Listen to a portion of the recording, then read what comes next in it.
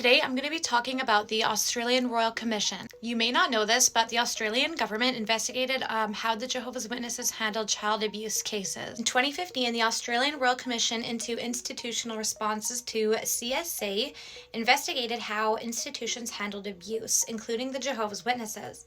This investigation was part of Case Study 29, covering the period from 1950 to 2014. The commission found that in Australia, JWs had 1,006 alleged perpetrators and over 1,800 alleged victims, and not one allegation was reported to the police by the organization. A major issue highlighted was the two-witness rule.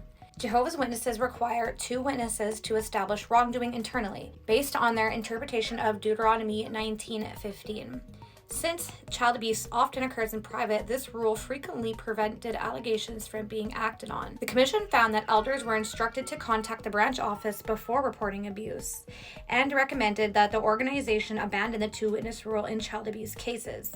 But the Jehovah's Witnesses refused. One of the most important testimonies came from the governing body member, Jeffrey Jackson. He testified under oath in 2015. He confirmed the difficulties caused by the two-witness rule and acknowledged the organization's policies prioritized internal procedures over child safety. Jackson was also asked whether the governing body sees itself as God's only channel or communication on earth.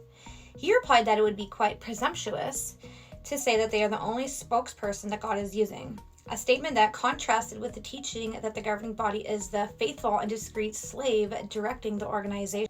So basically, what does the Royal Commission teach us? Well, it shows that when organizational rules are prioritized over child safety, this puts vulnerable people at serious risk. Two-witness rule, internal handling of allegations, and refusal to report abuse to authorities all created an environment where victims were left unprotected. The key lesson is that child safety must always come first. No policy or tradition should prevent child abuse from being reported and protecting the vulnerable.